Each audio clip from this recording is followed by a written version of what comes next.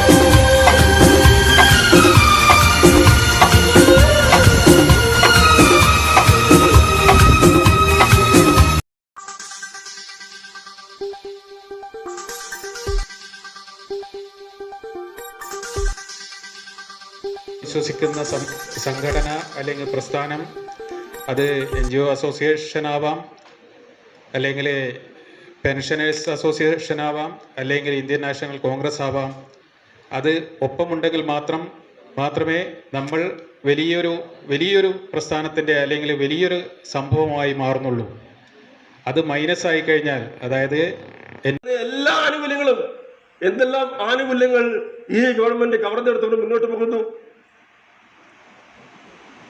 നമുക്കറിയാം, നമ്മളോട് പറഞ്ഞത് ജീവാനന്ദം പിടിച്ചെടുത്താൽ റിട്ടയർ ചെയ്യുമ്പോൾ എല്ലാ ജീവനക്കാരിലും മാസം അത് തിരിച്ചു തരും.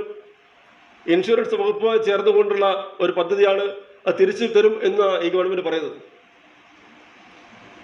ഈ ഗവൺമെന്റ് തന്നെയല്ലേ ഞങ്ങളോട് പറഞ്ഞത് ശമ്പള പരിഷ്കരണ കുടിശ്ശിക 2023 ഏപ്രിൽ 1 ആകുമ്പോൾ തരും എന്ന് പറഞ്ഞ ഗവൺമെന്റ് വാക്ക് പാലിക്കാൻ ഈ സർക്കാരിന് എന്തെങ്കിലും സാധിച്ചിട്ടുണ്ടോ? 2023 ഏപ്രിൽ 1 കഴിഞ്ഞ ശമ്പള പരിഷ്കരണത്തിന്റെ കുടിശ്ശിക തരും എന്ന് പറഞ്ഞ ഗവൺമെന്റ് 2023 ഏപ്രിൽ 1 ആകുമ്പോൾ എന്നാ പറഞ്ഞത്? അത് പിന്നീട് കൊടുക്കാം. 2014 ഒരു ശമ്പള കമ്മീഷനെ വെച്ചു. 2014 ജൂലൈ 1 മുതൽ ശമ്പളം പരിഷ്കരിക്കണം. പക്ഷെ 2013 ഡിസംബർ മാസം തന്നെ കമ്മീഷൻ വെച്ചു. ആരും സമരം ചെയ്തില്ല, ആരും ചോദിച്ചുമില്ല. അതിനു മുമ്പ് ജസ്റ്റിസ് CN രാമചന്ദ്രൻ നായർ എന്ന് പറയുന്ന ഒരു കമ്മിറ്റി വെക്കാൻ ആ ഗവൺമെന്റ് തയ്യാറായി. അന്ന് ആ ഗവൺമെന്റിനെതിരെ ആ കമ്മീഷൻ പിൻവലിക്കണമെന്ന് പറഞ്ഞുകൊണ്ട് സമരം ചെയ്ത് നമ്മുടെയൊക്കെ ഓർമ്മയിലില്ലേ? ആ കമ്മീഷൻ പിൻവലിക്കണമെന്നാണ് പറഞ്ഞത്. അതിനവർ കണ്ടെത്തിയ കാരണം, യഥാർത്ഥ കാരണം, അവർക്ക് ശമ്പള ഭരണാധികാരികളാണ് ഇന്ന് കേരളത്തിൽ പൊട്ടുപോകുന്നത്. അത് എന്ന് തരുമെന്ന് പോലും പറയാൻ ഈ സർക്കാരിന് സാധിക്കുന്നില്ല. ശമ്പള പരിഷ്കരണ കുടിശ്ശിക തരുന്നില്ല. ലീവ് സറണ്ടറും നമ്മളോട് ഇതേപോലെയാ പറഞ്ഞത്. ഓരോ 6 മാസം കഴിയുമ്പോൾ നീട്ടി കൊണ്ടുപോയി ഉത്തരവിറക്കി. അത് ഏറ്റവും ഒടുവിൽ പറഞ്ഞത് 2027 എന്ന് പറഞ്ഞാൽ 26 ഒരു നിയമസഭാ തെരഞ്ഞെടുപ്പുണ്ട്. നമ്മുടെ ഇത്രയും ആനുകൂല്യങ്ങൾ കവർന്നെടുത്ത ഒരു ഗവൺമെന്റിനെ ഞങ്ങളെല്ലാം വീണ്ടും കൊണ്ടുവന്ന് അധികാരത്തിലേക്ക് അവരോധിച്ചാൽ കേരളത്തിലെ ജീവനക്കാർക്ക് ഞങ്ങൾ വന്നാൽ 2027 സറണ്ടർ പിണറായി വിജയൻ ഇടതുപക്ഷ ഗവൺമെന്റ് തീരുമാനമെടുത്തത്. അങ്ങനെ പണമായി ജീവനക്കാർക്ക് കൊടുക്കേണ്ടതില്ല തീരുമാനമെടുത്തത് ഇന്നത്തെ മുഖ്യമന്ത്രി. കേരളത്തിലെ സർക്കാർ ജീവനക്കാർക്ക് സമഗ്ര ആരോഗ്യ ഇൻഷുറൻസ് പദ്ധതി NGO അസോസിയേഷന്റെ ആവശ്യമായിരുന്നു. നമ്മൾ പാലക്കാട് ജില്ലാ സമ്മേളനം നടക്കുമ്പോൾ മുഖ്യമന്ത്രി ഉമ്മൻചാണ്ടിയോട് ഞങ്ങളാ പറഞ്ഞത്, കേരളത്തിലെ ജീവനക്കാർക്ക് പണം കൊടുക്കാതെ എല്ലാ ആശുപത്രികളിലും OP സൗകര്യം ഉൾപ്പെടെ ചികിത്സക്ക് വേണ്ടി ഒരു പദ്ധതി വേണം എന്ന് പറഞ്ഞപ്പോ അത് പ്രഖ്യാപിക്കാൻ തയ്യാറായി. ശമ്പള കമ്മീഷന്റെ ജീവനക്കാരെ കൊണ്ട് സമരം ചെയ്യിക്കും. അതുപോലെ ശമ്പള കമ്മീഷൻ മുൻകാല പ്രാബല്യം നിഷേധിക്കാൻ പോകുന്നു എന്ന് പറഞ്ഞുകൊണ്ട് തെരുവിലേക്ക് ഇറക്കി ജീവനക്കാരെ. 2016 ഫെബ്രുവരി മാസം ആ കമ്മീഷൻ റിപ്പോർട്ട് കണ്ടപ്പോൾ റിപ്പോർട്ട് തിരിച്ചും മറച്ചു നോക്കിയിട്ട് പോലും NGO ആളുകൾക്ക് അതിനകത്ത് ഒരു തെറ്റ് കണ്ടുപിടിക്കാൻ സാധിച്ചില്ലെന്ന് മാത്രമല്ല, 2014 ജൂലൈ 1 മുതൽ ശമ്പള പരിഷ്കരണ കുടിശ്ശിക 4 ഗഡു പണമായി അനുവദിക്കാനും അതിന് 8.25% പലിശ നിരക്കിൽ അനുവദിക്കാനും ഉത്തരവാക്കിക്കൊണ്ട് ഉമ്മൻചാണ്ടി ഗവൺമെന്റ് ഉത്തരവിറക്കി. പോലും NGO സമയം കിട്ടിയില്ല. അതിനുമുമ്പ് ഉമ്മൻചാണ്ടി എന്ന് പറയുന്ന കേരളത്തിലെ മുഖ്യമന്ത്രി ഒരു ശമ്പള കമ്മീഷനെ നിയോഗിച്ചു. ഇപ്പൊ പറഞ്ഞ് ഈ ശമ്പള കമ്മീഷന്റെ ചെയർമാൻ പാതയോരത്ത് പൊതുയോഗം നിരോധിച്ച ജഡ്ജിയാണ്. അതുകൊണ്ട് ജീവനക്കാർക്ക് മുൻകാല പ്രാബല്യം നിഷേധിക്കുമെന്ന് പറഞ്ഞുകൊണ്ട് കുറെ ജീവനക്കാരെ തെറ്റിദ്ധരിപ്പിച്ചുകൊണ്ട് തെരുവിലേക്ക് ഇറക്കി. എല്ലാ കാലത്തും എങ്ങനെയാ നുണയെ പറയൂ. നുണ പറഞ്ഞുകൊണ്ട് കേരളത്തിലെ ജീവനക്കാർക്ക് സറണ്ടർ നിഷേധിക്കാൻ പോകുന്നു. അതുകൊണ്ട് എല്ലാ സ്ഥാനത്ത് ഉയർന്നു വരണം. അതിനുവേണ്ടി കൂടിയാണ് ഈ സമ്മേളനങ്ങളുമായി മുന്നോട്ട് പോകുന്നത്. യഥാർത്ഥത്തിൽ ഈ കേരള ഗവൺമെന്റിന്റെ സാമ്പത്തിക പ്രതിസന്ധിക്ക് ഉത്തരവാദികൾ ആരാ? കേരളത്തിലെ ജീവനക്കാരാണ്. ഇവിടെ പ്രളയം വന്നു, കോവിഡ് വന്നു. ഇപ്പൊ കോവിഡ് വന്നപ്പോ ജോലി ചെയ്ത ആളുകളാണ് പ്രത്യേകിച്ച് ആരോഗ്യ വകുപ്പിലെ ജീവനക്കാർ, അതുപോലെ പോലീസ് വകുപ്പിലെ, റവന്യൂ വകുപ്പിലെ, പഞ്ചായത്ത് വകുപ്പിലെ ഒക്കെ ജീവനക്കാർ. ഞങ്ങൾ പറഞ്ഞു ആരോഗ്യ വകുപ്പിലെ ജീവനക്കാരിൽ നിന്നെങ്കിലും അങ്ങനെ പിടിച്ചെടുക്കരുത് എന്ന് പറഞ്ഞപ്പോ ഇന്ത്യയിലെ മറ്റ് സംസ്ഥാനങ്ങളും കേന്ദ്ര ഗവൺമെന്റും ഒക്കെ അവർക്ക് ഇൻസെന്റീവ് കൊടുക്കുന്നുണ്ട്. അങ്ങനെ പിടിച്ചെടുക്കരുത് പറഞ്ഞപ്പോൾ അവരിൽ നിന്ന് പോലും നിർബന്ധമായി പണം പിടിച്ചെടുത്ത ഗവൺമെന്റാണ് ഈ ഗവൺമെന്റ്. അവരോട് പോലും ഒരല്പം കരുണ കാണിക്കാൻ ഈ ഗവൺമെന്റ് തയ്യാറായില്ല. എല്ലാവരും നിർബന്ധമായി പണം പിരിച്ചെടുത്ത് അതിനെ ചോദ്യം ചെയ്തപ്പോൾ പറഞ്ഞത് സർക്കാർ ജീവനക്കാർ ആർത്തിപ്പണ്ടാച്ചുകൊണ്ട് മുന്നോട്ട് പോകുന്നത്.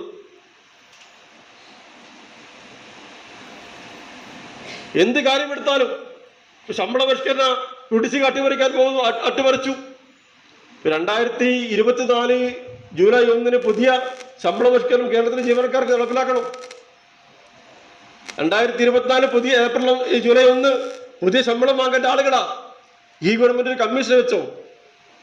ഒരു കമ്മിറ്റി വെക്കാൻ, ശമ്പള കമ്മീഷൻ നിയോഗിക്കാൻ ഈ സർക്കാരിന് ഇതേവരെ സാധിച്ചില്ല. എങ്ങനെയാണ് 2019 ശമ്പളം കേരളത്തിലെ ജീവനക്കാർക്ക് ലഭിച്ചത്?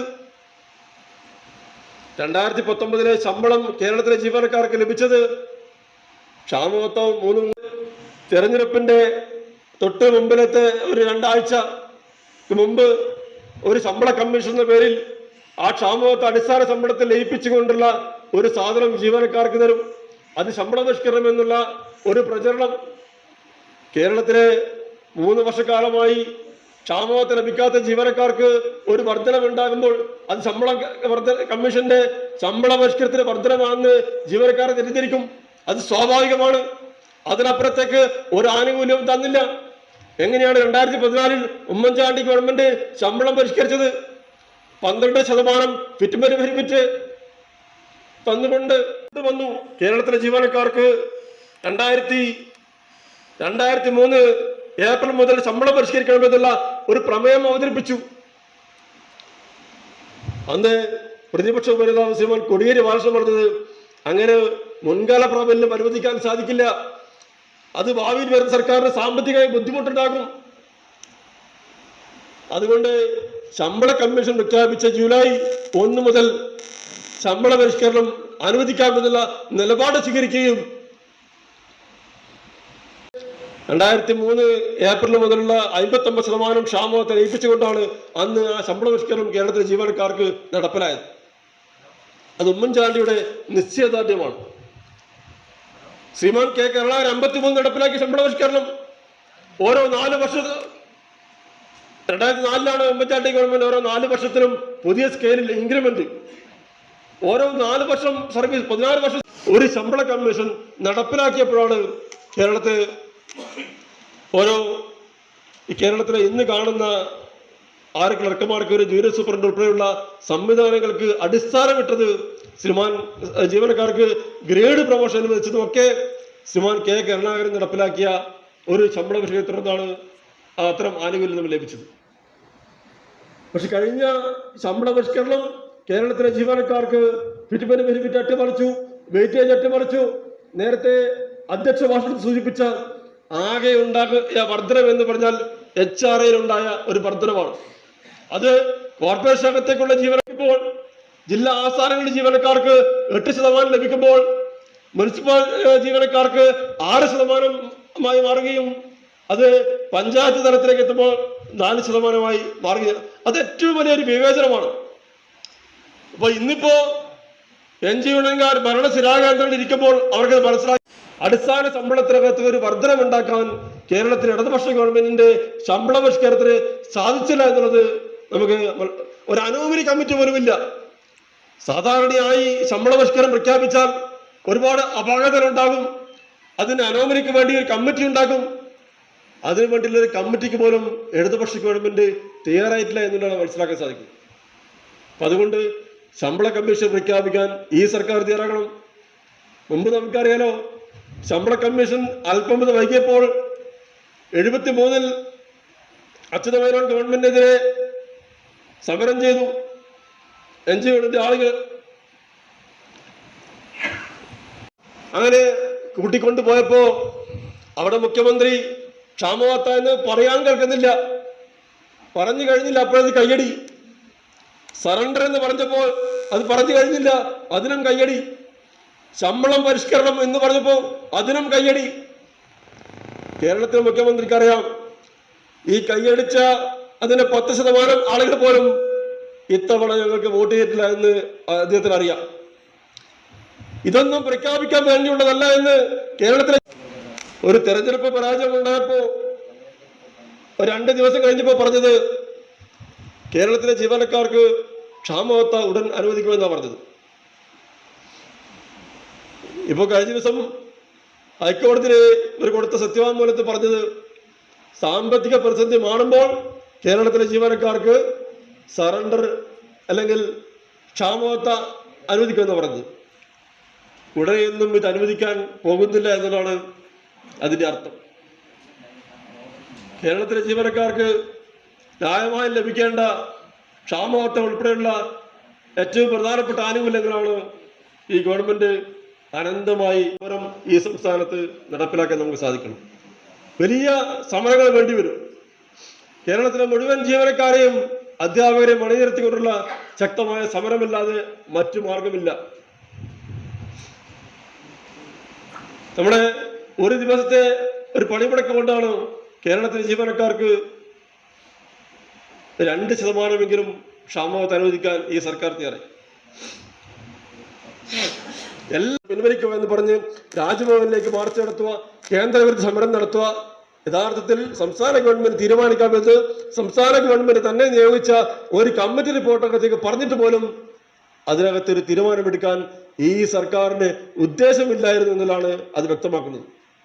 ഇപ്പൊ എന്താ അവസ്ഥ? പങ്കാളിത്ത പെൻഷനിൽ നിക്ഷേപിച്ച 2000 കോടിയോളം രൂപ ഈ ഗവൺമെന്റ് തന്നെ വായ്പ എടുത്തിരിക്കുന്നു. അതിന് ഗ്യാരണ്ടി എന്ന് പറഞ്ഞത് ഈ പങ്കാളിത്ത പെൻഷൻ ഞങ്ങൾ പിൻവലിക്കാൻ പോകുന്നില്ല എന്ന് പറഞ്ഞുകൊണ്ടാണ് 2000 കോടി അതിനകത്ത് നിന്ന് വായ്പ എടുക്കാൻ സംസ്ഥാന ഗവൺമെന്റ് തയ്യാറെടുത്തുകൊണ്ട് മുന്നോട്ട് വന്നത്. പക്ഷെ ഈ ഗവൺമെന്റ് നടപ്പിലാക്കാൻ, ആ റിപ്പോർട്ട് നടപ്പിലാക്കാൻ ഈ സർക്കാരിന് ഒരു താല്പര്യം ഉണ്ടായിരുന്നില്ല. അതുകൊണ്ട് തന്നെ ആ റിപ്പോർട്ട് അലമാരക്കകത്ത് വെച്ച് കൂട്ടിയതല്ലാതെ ആരെയും കാണിച്ചില്ല. ജീവനക്കാർ ചോദിച്ചിട്ട് പോലും ഈ ഗവൺമെന്റ് അത് കൊടുക്കാൻ തയ്യാറായിട്ടില്ല. അങ്ങനെ ആരെയും കാണിക്കാൻ തയ്യാറാകാത്ത റിപ്പോർട്ട് ഒടുവിൽ കോടതി ഇടപെട്ടുകൊണ്ട് അത് കൊടുക്കേണ്ടി വന്നപ്പോൾ ആ റിപ്പോർട്ട് വിളിച്ചു കണ്ടു. ശമ്പളം പെൻഷനായി അനുവദിക്കാൻ തയ്യാറായ ഗവൺമെന്റ് നമുക്കറിയാം. ഈ ഗവൺമെന്റ് പറഞ്ഞത്, ഇതിന്റെ ആളുകൾ പറഞ്ഞത്, ഞങ്ങളൊന്ന് അധികാരത്തിൽ വന്നോട്ടെ, പങ്കാളിത്ത പെൻഷൻ അറബിക്കടൽ എന്ന് പറഞ്ഞ ആളുകൾ അധികാരത്തിൽ വന്നതിന് ശേഷവും NPS കാരുടെ കാര്യത്തിൽ ഒരു തീരുമാനമെടുക്കാൻ ഈ സർക്കാർ സാധിച്ചില്ല. ഒടുവിൽ സമരമായി മുന്നോട്ട് വന്നപ്പോഴാണ് 2018-ൽ ഒരു കമ്മിറ്റി വെച്ചത്. റിട്ടയർഡ് ജില്ലാ ജഡ്ജി ശ്രീ സതീഷ് ചന്ദ്ര ബാബു എന്ന് പറഞ്ഞ ഒരു 3-അംഗ കമ്മിറ്റി വെക്കാൻ. ഇപ്പൊ NPSന്റെ കാര്യത്തിൽ നമുക്കറിയാം, ഈ ഗവൺമെന്റ് അധികാരത്തിൽ വരുന്നതിന് മുമ്പ് ജീവനക്കാരോട് പറഞ്ഞ് ഞങ്ങൾ അധികാരത്തിൽ വന്നാൽ NPS പിൻവലിക്കുമെന്നാണ് പറഞ്ഞത്. NPS അറബിക്കടൽ എന്ന് പറഞ്ഞ് അധികാരത്തിൽ വന്ന ആളുകളാണ്. NPSന്റെ കാര്യത്തിൽ മറ്റാരെക്കാളും നമുക്ക് ഉത്തരവാദിത്തമുണ്ട്. കാരണം ഉമ്മൻചാണ്ടി സർക്കാരിന്റെ കാലത്താണ് ഇത് നടപ്പിലാക്കിയത്. അന്ന് ജീവനക്കാർക്ക് LT ചേർത്ത് പിടിക്കേണ്ട ആളുകളാണ് ഇത്തരം ആളുകൾ. നാളെ ഒരു ഭരണമാറ്റം ഉണ്ടായാൽ നമ്മൾ ആദ്യം മനസ്സിലേക്ക് ഓർമ്മ വരേണ്ടതും ഇവിടെ കൂടി നിൽക്കുന്ന ആളുകൾ തന്നെയാണ്. ഒരിക്കലും മറക്കാൻ സാധ്യമല്ല. കാരണം ഒന്നും പ്രതീക്ഷിക്കാതെ കഴിഞ്ഞ 8 വർഷക്കാലമായി ഈ മൂവർണ്ണ കൊടിയുടെ കീഴിൽ അണിനിരുന്ന ആളുകളാണ് നിങ്ങൾ. ഒരു കാലത്തും നിങ്ങളെയൊന്നും മറക്കാൻ ഈ സംഘടനയ്ക്ക് സാധിക്കില്ല. അങ്ങനെ സ്ഥലം മാറ്റപ്പെടുന്ന ആളുകൾ കേരള അഡ്മിനിസ്ട്രേറ്റീവ് ട്രിബ്യൂണലിനകത്തേക്ക് കേസിന് പോകാറുണ്ട്.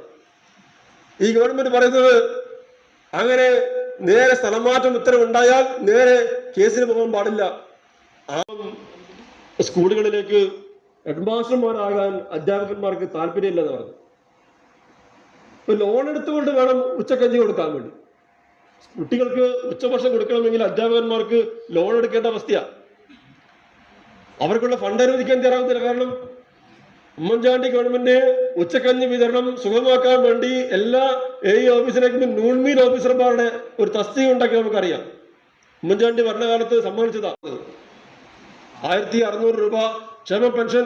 നേരത്തെ തെരഞ്ഞെടുപ്പ് മുമ്പ് പറഞ്ഞത് ഓരോ വർഷവും 100-200 രൂപ വർദ്ധിപ്പിക്കുമെന്ന് പറഞ്ഞ ആളുകൾക്ക് ഇപ്പം വർദ്ധിപ്പിച്ചതോ ഇല്ല, ഉള്ള പെൻഷൻ പോലും കൊടുക്കാൻ സാധിക്കാത്ത ഒരവസ്ഥയിലേക്ക് പോകുന്നത്. എല്ലാം നികുതി ഭീകരത അടിച്ചേൽപ്പിച്ചിട്ട് പോലും കേരളത്തിലെ കുട്ടികൾക്കുള്ള ഉച്ചക്കഞ്ഞി വിതരണത്തിന് ഇപ്പോൾ കഴിഞ്ഞ സർക്കാർ ജീവനക്കാർ എന്ന് പറഞ്ഞുകൊണ്ട് തീരുമാനമെടുത്ത ഒരു സർക്കുലർ ഇറക്കിയ ഗവൺമെന്റ് ഒടുവിൽ ഹൈക്കോടതി ഇടപെട്ട് അത് റദ്ദ് ചെയ്യേണ്ടി വന്ന ഒരു സാഹചര്യം നമ്മുടെ മുമ്പിലുണ്ട്.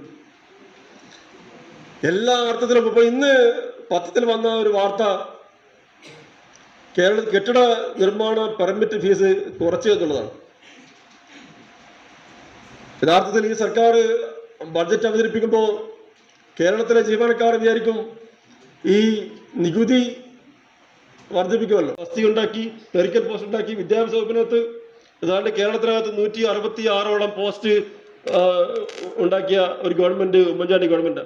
ഇന്നിപ്പോ ഉച്ചക്കഞ്ഞി കൊടുക്കാൻ വേണ്ടി സ്കൂളിനകത്തേക്ക് ഫണ്ട് കൊടുക്കാൻ വേണ്ടി ഈ സർക്കാരിന് സാധിക്കുന്നില്ല. കൊച്ചുകുട്ടികളുടെ LSS USS കുട്ടികളുടെ സ്കോളർഷിപ്പ് 2018 മുതൽ കൊടുത്തിട്ടില്ല. 30 കോടിയോളം രൂപ കൊടുക്കാൻ ബാക്കിയുണ്ട്. അത് കൊടുക്കാൻ വേണ്ടി സർക്കാരിന് സാധിക്കത്തില്ല. കൊച്ചുകുട്ടികളുടെ സ്കോളർഷിപ്പ് കൊടുക്കാത്ത ഒരു ഗവൺമെന്റ്. ഇപ്പോ പുതിയ വീടെടുത്ത ആളുകൾക്ക് അറിയാം, ഒരു ശരാശരി 20,000 രൂപ 25,000 രൂപ അങ്ങനെയൊക്കെ വരാറുണ്ട്. അപ്പൊ അത് കിട്ടിക്കഴിഞ്ഞാൽ നമ്മുടെ ലേബർ ഓഫീസിൽ കൊണ്ടുപോയി അടക്കും. ഇപ്പൊ അത് പഞ്ചായത്ത് വകുപ്പിനെ ഏൽപ്പിച്ചിട്ടുണ്ടെന്ന് അറിയുന്നു. പക്ഷേ അങ്ങനെ തുക പിഴിഞ്ഞെടുക്കുമ്പോൾ പോലും ഏതാണ്ട് 1.5 വർഷക്കാലത്തിനുമായി നിർമ്മാണ തൊഴിലാളി പെൻഷൻ കൊടുക്കാൻ ഈ സർക്കാരിന് സാധിച്ചില്ല. പാവപ്പെട്ട നിർമ്മാണ തൊഴിലാളികൾ അവരുടെ വാർദ്ധക്യ കാലത്ത് അസുഖം പിടിച്ച് മരുന്ന് വാങ്ങാൻ വേണ്ടി പോലുള്ള വളരെ തുച്ഛമായി സാധിക്കുന്നില്ല എന്ന് പറയുമ്പോൾ ആരെയാണ് ഈ ഗവൺമെന്റ് സംരക്ഷിക്കുന്നത്? സർക്കാർ ജീവനക്കാരെ പോട്ടെ, പാവപ്പെട്ട തൊഴിലാളികൾക്ക് പണം കൊടുക്കാൻ സാധിക്കുന്നില്ല. കുടുംബശ്രീ ഹോട്ടൽ നടത്തി സർക്കാരിന്റെ വാക്ക് കേട്ട് ഉച്ചയൂട് കൊടുത്ത കുടുംബശ്രീ ഹോട്ടലുകാർക്ക് പണം കൊടുക്കാൻ ഈ സർക്കാരിന് സാധിക്കുന്നില്ല. കേരളത്തിലെ നെൽകർഷകർക്ക് പണം കൊടുക്കാൻ സാധിക്കുന്നില്ല. അവര് ഉണ്ടാക്കി അതിന്റെ പണം കൊടുക്കാൻ ഈ സർക്കാരിന് സാധിക്കുന്നില്ല. ഓരോ വർഷവും നികുതി വർദ്ധിപ്പിക്കുമ്പോൾ പാവപ്പെട്ട ആളുകളോട് പറഞ്ഞത് ക്ഷേമ പെൻഷൻ കൊടുക്കാൻ വേണ്ടി എന്ന് പറഞ്ഞ് വർദ്ധിപ്പിച്ച്, എന്നിട്ട് ഇപ്പൊ 5 മാസക്കാലത്തോളമായി ആരുടെയും പെൻഷൻ കൊടുക്കാൻ ഇവർക്ക് സാധിക്കുന്നില്ല. ഇവിടെ സംജാതമായത് അതുകൊണ്ട് കേരളത്തിലെ ജീവനക്കാരുടെ ന്യായമായ ആനുകൂല്യങ്ങളും അവകാശങ്ങളും നിഷേധിച്ചുകൊണ്ട് ഒരു ഭരണാധികാരികൾ മുന്നോട്ട് പോയി കഴിഞ്ഞാൽ വലിയ ഒരു പ്രക്ഷോഭം നടത്താൻ നമുക്ക് സാധിക്കണം. അതിനുവേണ്ടിയുള്ള ഒരു മുന്നൊരുക്കമായി ഈ സമ്മേളനം മാറണമെന്ന് മാത്രം പറഞ്ഞുകൊണ്ട് ഈ സമ്മേളനം ഉദ്ഘാടനം ചെയ്ത് പ്രഖ്യാപിക്കുന്നു. നമസ്കാരം. ജയ് ഹിന്ദ്. ഡ്യൂട്ടിക്ക് ചെയ്ത് പോയ കേരളത്തിലെ മിക്ക ജില്ലകളിലെയും തെരഞ്ഞെടുപ്പ് കൗണ്ടിംഗ് ഡ്യൂട്ടിക്ക് പോയ ആളുകൾ പറയുന്നുണ്ടായി. അത് സർക്കാർ ജീവനക്കാരുടെ ഒരു പ്രതിഷേധമാണത്. കേരളത്തിലെ ജീവനക്കാർ ശക്തമായ പ്രതിഷേധം ഇക്കാര്യത്തിൽ രേഖപ്പെടുത്തിയിട്ടുണ്ട്. അത് തിരിച്ചറിയാൻ ഈ സർക്കാരിന് സാധിക്കണം. അതുകൊണ്ട് കേരളത്തിലെ സർക്കാരിന്റെ സാമ്പത്തിക പ്രതിസന്ധി ഉത്തരവാദികൾ കേരളത്തിലെ ജീവനക്കാരല്ല, അത് സർക്കാരിന്റെ സാമ്പത്തിക. കഴിഞ്ഞ ഈ തെരഞ്ഞെടുപ്പ് കഴിഞ്ഞു, അതിന്റെ റിസൾട്ട് വന്നു.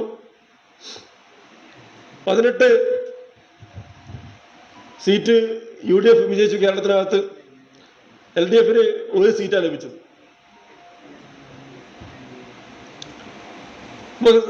സർക്കാർ ജീവനക്കാര് എല്ലാവരും പോസ്റ്റൽ വോട്ടല്ല, പക്ഷെ കുറെ ആളുകളെങ്കിലും പോസ്റ്റൽ വോട്ട് ചെയ്ത ആളുകളുണ്ട്. അപ്പൊ കൗണ്ടിംഗ് ഡ്യൂട്ടിക്ക് പോയ ആളുകൾ ഇവിടെ ഉണ്ടാകും. അപ്പൊ പല സ്ഥലത്തു നിന്നും ഞങ്ങളോട് പറഞ്ഞത് CPM-ന് വോട്ട് ചെയ്ത പോസ്റ്റൽ വോട്ടറിനകത്തൊക്കെ CPM-ന്റെ സ്ഥാനാർത്ഥിക്ക് വോട്ട് ചെയ്യുകയും പക്ഷെ അവർ പ്രതിഷേധം രേഖപ്പെടുത്താനെന്ന മട്ടിൽ ആ വോട്ട് മൊത്തത്തിൽ വരഞ്ഞ് അസാധുവാക്കുന്നത് പോസ്റ്റൽ വോട്ടിനകത്ത് കൊടുക്കാൻ വേണ്ടി പോകും. ഇപ്പൊ കണ്ണൂർ ജില്ലയിൽ ഒരു ബാങ്കിൽ നിന്നും ജപ്തി നോട്ടീസ് വന്ന ആള് അതൊന്ന് മറ്റ് ആശ്രിതരാരുമില്ല, തനിച്ചാണ്. അങ്ങനെ കഷ്ടപ്പെട്ട് മുഖ്യമന്ത്രിക്ക് അപേക്ഷ കൊടുക്കാൻ വേണ്ടി ഈ നവകേരള സദസ്സിലേക്ക് പോയി. അപേക്ഷ കറങ്ങിത്തിരിഞ്ഞ് വീണ്ടും എത്തിയത് ബാങ്ക് അധികൃതർ കാണാൻ വേണ്ടി എത്തി. അങ്ങനെ ഒരുപാട് സംഭവങ്ങൾ. അപ്പൊ അതിനൊക്കെ വേണ്ടി പണം ചെലവാക്കുന്ന ആളുകൾ കേരളത്തിലെ സർക്കാർ ജീവനക്കാരുടെ ആനുകൂല്യങ്ങൾ അനുവദിക്കാൻ തയ്യാറാക്കുന്ന സംസ്ഥാന സെക്രട്ടേറിയറ്റ് അംഗം KC സുജിത് കുമാർ അവരെ ക്ഷണിക്കുന്നു. അംഗം ശ്രീ സുരേഷ് പെരിങ്ങാനം അവരോട് ക്ഷണിക്കുന്നു. ഈ കാസർഗോഡ് ബ്രാഞ്ച് സമ്മേളനം ഔപചാരികമായി ഉദ്ഘാടനം ചെയ്ത നമ്മുടെ പ്രിയങ്കരനായ സംസ്ഥാന വൈസ് പ്രസിഡന്റ് ശ്രീ രാജേഷ് ഖന്ന അവർകളെ, ഈ യോഗത്തിൽ സമ്മേളനങ്ങളിലും ഈ 8 വർഷം പ്രതിവർഷത്തിൽ കണക്കാക്കേണ്ടി വരും. നമുക്കറിയാം, ഈ 49ാം സംസ്ഥാന സമ്മേളനം ഈ എല്ലാ ജില്ലകളിലെയും 157ഓളം വരുന്ന ബ്രാഞ്ച് സമ്മേളനങ്ങൾ കഴിഞ്ഞതിന് ശേഷം, അപ്പോൾ നമുക്കറിയാം കേരളത്തിലെ ഏതാനും ചില ജില്ലാ സമ്മേളനങ്ങളൊക്കെ നടന്നു കഴിഞ്ഞു. അതിനുശേഷം ഈ 15 ജില്ലാ സമ്മേളനങ്ങൾ പൂർത്തിയാക്കിയാൽ ഉടൻ തന്നെ പത്തനംതിട്ട ജില്ലയിൽ വെച്ച് നമ്മുടെ 49ാം സംസ്ഥാന സമ്മേളനം നടക്കും. നമുക്ക് ഈ സംഘടനയുടെ ജന്മദിനം 1974 ആയിരുന്നത് കൊണ്ട് തന്നെ 50ാം വാർഷിക സമ്മേളനം സുവർണ ജൂബിലി സമ്മേളനമായി നമ്മൾ പൂർവ്വം പങ്കെടുക്കുന്ന ഒരു കാഴ്ചയാണ് നമുക്ക് കാണാൻ വേണ്ടി കഴിഞ്ഞിട്ടുള്ളത്. നമുക്കറിയാം, കഴിഞ്ഞ ഏപ്രിൽ മാസം നടന്ന ഒരു പൊതു തെരഞ്ഞെടുപ്പ്, ആ പൊതു തെരഞ്ഞെടുപ്പിൽ UDF-ന് കേരളത്തിൽ 18 സീറ്റ് നേടാൻ വേണ്ടി കഴിഞ്ഞു എന്നുള്ളത് കേവലം UDF-ന്റെ പ്രവർത്തന പരിചയം ഒന്നുകൊണ്ട് മാത്രം നമ്മൾ അത് 2 ലക്ഷത്തോളം വരുന്ന ജീവനക്കാരും അതുപോലെ 6 ലക്ഷത്തോളം വരുന്ന പെൻഷൻകാർ ഒരു സുവർണ കാലഘട്ടത്തിലൂടെ കടന്നുപോയപ്പോൾ ഇന്ന് കഴിഞ്ഞ 8 വർഷമായി പിണറായി വിജയൻ കേരളം ഭരിച്ചുകൊണ്ടിരിക്കുമ്പോൾ നമ്മുടെ മെമ്പർഷിപ്പുകൾ കുത്തനെ താഴ്ന്നു വരുന്നു എന്നുള്ളത് നമുക്ക് വളരെ ഖേദകരമായ ഒരു അവസ്ഥയാണ്. നമുക്കറിയാം, NGO അസോസിയേഷന്റെ ഭാരവാഹികളും പ്രവർത്തകരും ഉൾപ്പെടെ ഒരുപാട് നമ്മുടെ പ്രവർത്തകർ NGO മുന്നോട്ട് പോകുള്ളൂ എന്ന് ഈ അവസരത്തിൽ ഞാൻ നിങ്ങൾക്ക് ഉറപ്പ് തരികയാണ്. നമുക്കറിയാം, നമ്മൾ കഴിഞ്ഞ 8 വർഷക്കാലമായി കേരളത്തിൽ അങ്ങോളം ഇങ്ങോളം സെക്രട്ടേറിയറ്റ് നേരത്തെ നമ്മുടെ ഉദ്ഘാടനം പറഞ്ഞ പോലെ നേർന്നുകൊണ്ട് നിർത്തുന്നു. ജയ് ഭാരത്. കേരളത്തിലെ NGO അസോസിയേഷൻ അതിപ്പോൾ നമുക്കറിയാം, കഴിഞ്ഞ ഒരു 10 വർഷം മുമ്പ് 1,31,000 മെമ്പർഷിപ്പുമായി ഒരു ഏറ്റവും വലിയ ജനാധിപത്യ സർവീസ് സംഘടനയായിരുന്നു കേരള NGO അസോസിയേഷൻ. പക്ഷേ നിലവിൽ ആ കണക്ക് പറയാൻ നമുക്ക് പറ്റില്ല.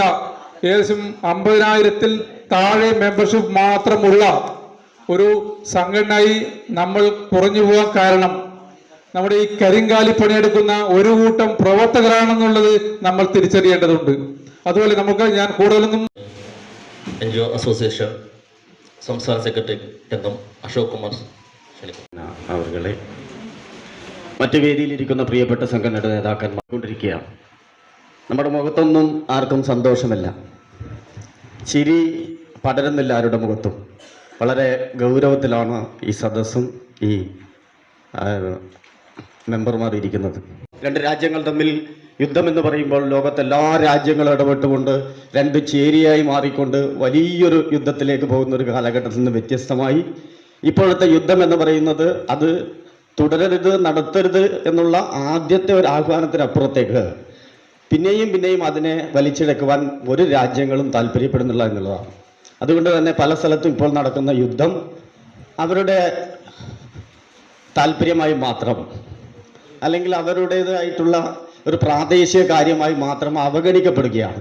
അതിൽ നിന്ന് അവർ മനസ്സിലാക്കിക്കൊള്ളണം, യുദ്ധം ഒരു പരിഹാരമല്ല. തെറ്റിദ്ധരിപ്പിച്ചുകൊണ്ട് നമ്മളുടെ ക്ഷേമത്തിൽ 1% പോലും ആത്മാർത്ഥതയില്ലാത്തൊരു വർഗമാണ് കേരളത്തിലെ ഇടതുപക്ഷ നേതാക്കന്മാരും അതുവഴി പണം ഒഴുകി വരുന്ന മറ്റ് പല അവരുടെ ആൾക്കാരും എന്ന കാര്യം നമ്മൾ തിരിച്ചറിയണം. ആ ഒരു എന്താ നമ്മുടെ ജീവിതം നിങ്ങൾ ആലോചിച്ച് നോക്കിയിട്ടില്ല? കേരളത്തിലെ സർക്കാർ നമ്മളെക്കാളും കഷ്ടപ്പെടുന്നവരുണ്ട്. അവരുടെ ജീവിതമൊക്കെ വല്ലാത്തൊരു ഇവിടെ തന്നെ വളർന്ന് ഇവിടെ തന്നെ ജനിച്ച് ഈ കാസർഗോഡും ഈ പൂർണ്ണ ഉത്തരവാദിത്തം അവിടുത്തെ സർക്കാർ ചെലവിലാണ്, സർക്കാർ നഴ്സുമാരാണ് ഒക്കെ നടത്തിക്കൊണ്ടിരിക്കുന്നത്. വലിയ സൗഭാഗ്യത്തിലേക്ക് നമ്മുടെ കുട്ടികൾ, ഇന്ത്യയിൽ നിന്ന് പോകുന്ന കുട്ടികൾ അവിടെ എത്തപ്പെടുന്നു എന്നുള്ളതാണ്. വലിയ ശമ്പളം, ആകർഷകമായ മറ്റ് കാര്യങ്ങൾ, ഒന്നിനും ഒരു ബുദ്ധിമുട്ടില്ലാത്ത രീതിയിൽ വലിയ ഇൻഷുറൻസ് പ്രീമിയം, അവരവിടെ തന്നെ താമസിച്ചുകൊണ്ട് ഇന്ത്യയിലേക്ക് ഒരിക്കലും തിരിച്ചു വരാത്ത രീതിയിൽ ഇന്ത്യയിലുള്ള അവരുടെ കുടുംബാംഗങ്ങളെ കൂടി അവിടെ കൊണ്ടുപോകാനുള്ള ഒരു കാലഘട്ടത്തിൽ നമ്മൾ നിൽക്കുമ്പോൾ നമ്മൾ എന്താണ്, നമ്മൾ യോജിപ്പിച്ചുകൊണ്ട് തങ്ങളുടെ ഉൽപ്പന്നങ്ങൾ എല്ലാവർക്കും എത്തിച്ചുകൊണ്ട് തങ്ങളുടെ സമ്പദ് വ്യവസ്ഥയെ ഉദ്ദീപിപ്പിക്കുന്ന പ്രവർത്തനങ്ങളിലാണ് ഈ മറ്റ് രാജ്യങ്ങളിലെ എല്ലാവരും ശ്രദ്ധ പതിപ്പിക്കുന്നത് എന്നുള്ളത് വളരെ ശ്രദ്ധിക്കപ്പെടേണ്ട ഒരു വിഷയമാണ്. ആ ഒരു കാലഘട്ടത്തിലൂടെയാണ് നാം കടന്നുപോയിക്കൊണ്ടിരിക്കുന്നത്. അതിന് അവരെല്ലാവരെയും സ്വീകരിക്കുന്നു.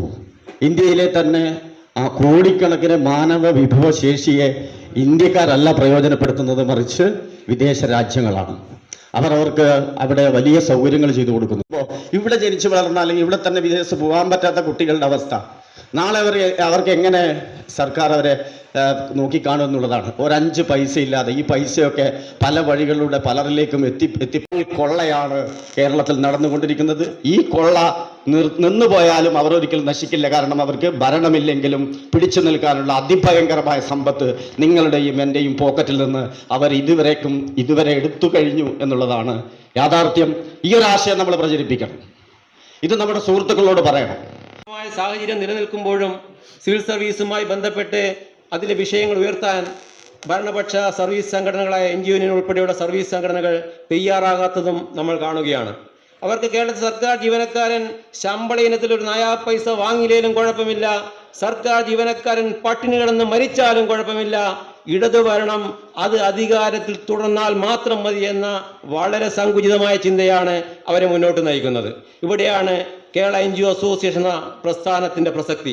കഴിഞ്ഞ 8 വർഷക്കാലം ഈ ഇടതുപക്ഷ സർക്കാരിൻ്റെ ജീവനക്കാരോടുള്ള വഞ്ചനാപരമായ നിലപാടുകൾ തുറന്നു കാണിച്ചുകൊണ്ട്, അതുപോലെ തന്നെ ഇടതുപക്ഷ സർവീസ് സംഘടനകളുടെ ജീവനക്കാരുള്ള കാപട്യ നിലപാടാണ് NGO അസോസിയേഷൻ സ്വീകരിച്ചിട്ടുള്ളത്. തീർത്തും ഈ കഴിഞ്ഞ കാലയളവിൽ സ്വീകരിച്ച ഈ ശക്തമായ നിലപാടുകൾ, അതിൻ്റെ ഭാഗമായി നടത്തിയ സമര പ്രക്ഷോഭ പരിപാടികൾ, ജനാധിപത്യ സമരമാർഗങ്ങൾ, സെക്രട്ടേറിയറ്റ് മാർച്ച്, അതുപോലെ തന്നെ നിയമസഭാ മാർച്ച്, കലക്ട്രേറ്റിലെ പ്രക്ഷോഭ പരിപാടികൾ, ഏറ്റവും ഒടുവിലായി നടത്തിയ ജനുവരി 24 പണിമുടക്ക് ഉൾപ്പെടെയുള്ള സമര പരിപാടികൾ ജീവനക്കാരുടെ വിശ്വാസ്യത കാത്തു സൂക്ഷിക്കുന്ന ഒരു പ്രസ്ഥാനമാണ് കേരള NGO അസോസിയേഷൻ എന്ന് അരക്കിട്ടുറപ്പിക്കുന്ന വിധത്തിലാണ് നമ്മൾ കഴിഞ്ഞ കാലങ്ങളിൽ പ്രവർത്തനം നടത്തിയുള്ളത്. സർവീസിൽ നിന്ന് വിരമിച്ച അംഗങ്ങൾക്കുള്ള യാത്രയപ്പ് മൊമെൻറ്റോ നൽകുന്നതാണ്. അതിനുവേണ്ടി മൊമെൻറ്റോ നൽകുന്നതിനായി സംസ്ഥാന president, vice president Shri Rajesh Khanna അവരോട് ക്ഷണിക്കുന്നു. നമ്മുടെ പ്രക്ഷോഭ പരിപാടികൾ, തുടർ പ്രക്ഷോഭ പരിപാടികൾ ഇനിയും ശക്തമായി മുന്നോട്ട് കൊണ്ടുപോകണം. അതിനുള്ള വേദിയായി, അതിന് ഊർജം പകരുന്ന ഒരു വേദിയായി ഈ നമ്മുടെ സമ്മേളനം മാറട്ടെ എന്ന് ആത്മാർത്ഥമായി ആഗ്രഹിച്ചുകൊണ്ട് ഈ സമ്മേളനത്തിന് എല്ലാവിധ ആശംസകളും അർപ്പിച്ചുകൊണ്ട് ഞാൻ വാക്കുകൾ നിർത്തുന്നു. ജയ് ഹിന്ദ്, ജയ് NGO അസോസിയേഷൻ. ഈ സമ്മേളനത്തിൽ പങ്കെടുക്കാൻ ക്ഷണിച്ചതിന് ഞാൻ ആദ്യം തന്നെ നന്ദി രേഖപ്പെടുത്തിക്കൊള്ളുന്നു. സർവീസിലുള്ള കാലത്ത് ഏറെക്കാലം കാസർഗോഡ് ബ്രാഞ്ചിലാണ് പ്രവർത്തിച്ചത്. ആരാധ്യനായ അധ്യക്ഷൻ, ഈ സമ്മേളനം ഉദ്ഘാടനം ചെയ്ത നമ്മുടെയൊക്കെ പ്രിയപ്പെട്ട സംസ്ഥാന വൈസ് പ്രസിഡന്റ് രാജേഷ് സർ, ഈ ചടങ്ങിൽ ആശംസ അർപ്പിച്ച് സംസാരിച്ച സംസ്ഥാന സെക്രട്ടേറിയറ്റ് അംഗം സുരേഷ് ചേട്ടൻ, അതുപോലെ അശോക് കുമാർ, മറ്റ് വേദിയിലും സദസ്സിലുമുള്ള പ്രിയപ്പെട്ട NGO അസോസിയേഷൻ്റെ സംസ്ഥാന, ജില്ലാ, ബ്രാഞ്ച് നേതാക്കന്മാരെ, അതും ഒരു തുടർഭരണം ഇവിടെ നിലവിൽ വന്നപ്പോൾ നമ്മുടെ കൂടെ നിന്ന് തുറന്ന കൊടിയുടെ കീഴിൽ ആ കൊടി പിടിച്ച് നമ്മുടെ കൂടെ നടന്നവർ, ഇടതുപക്ഷ സർവീസ് ഇങ്ങനെയുള്ള ഒരു സദസ്സ് കാണുമ്പോൾ എല്ലാ ആൾക്കാരും പങ്കെടുത്തുകൊണ്ട് അവർക്ക് ബോധ്യപ്പെട്ട് കഴിഞ്ഞിരിക്കുന്നു ജീവനക്കാരുടെ എല്ലാ ആനുകൂല്യങ്ങളും അത് തിരിച്ചു പിടിക്കണമെങ്കിൽ വരുന്നുണ്ട്. കൂടാതെ സർവീസിൽ നിന്ന് റിട്ടയർ ചെയ്ത AV രാജേട്ടനും ബാലകൃഷ്ണേട്ടനും ഭാവി ജീവിതത്തിന് എല്ലാവിധ ആശംസ നേരിടുന്നു. ഷിനിമോൻ ഈ സമ്മേളനം ഉദ്ഘാടനം ചെയ്ത ബഹുമാനപ്പെട്ട സംസ്ഥാന vice president Shri KK Rajesh Khanna, വേദിയിലിരിക്കുന്ന നേതാക്കളെ,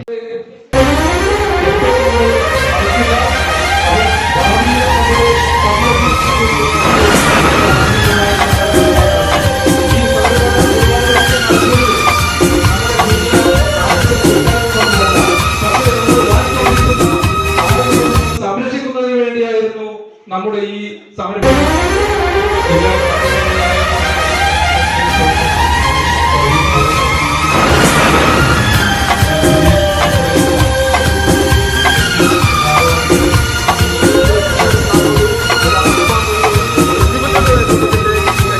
ഒടുവിലത്തെ ഉദാഹരണം ആത്മാർത്ഥതയില്ല.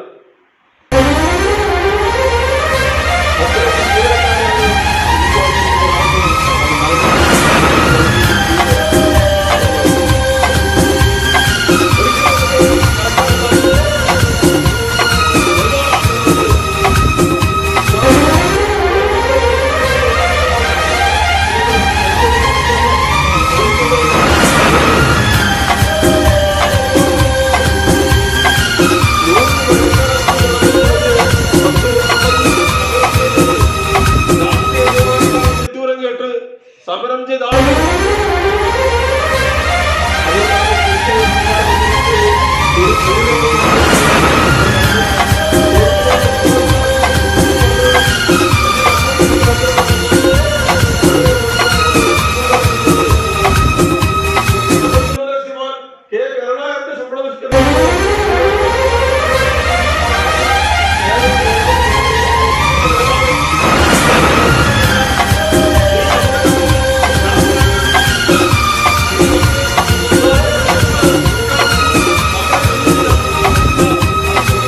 ഇറങ്ങിപ്പോയി. പക്ഷെ ഉമ്മൻചാണ്ടി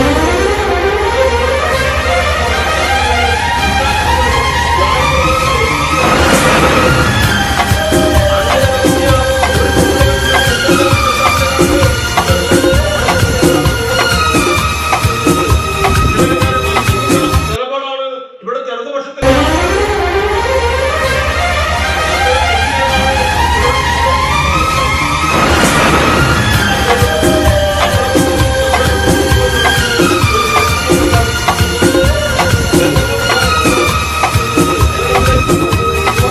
പറഞ്ഞ് ഒരു പദ്ധതി റിട്ടയർ ചെയ്താൽ ജീവനക്കാർക്ക് ഞങ്ങൾ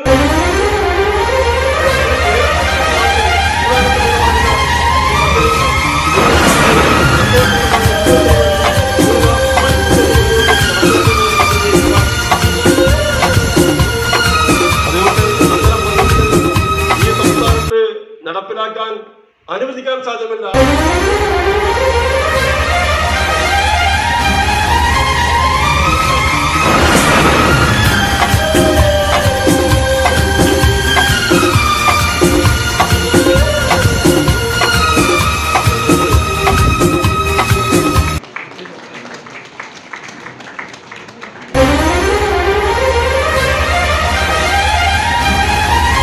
City Gold, gold and diamonds, Kerala and Karnataka.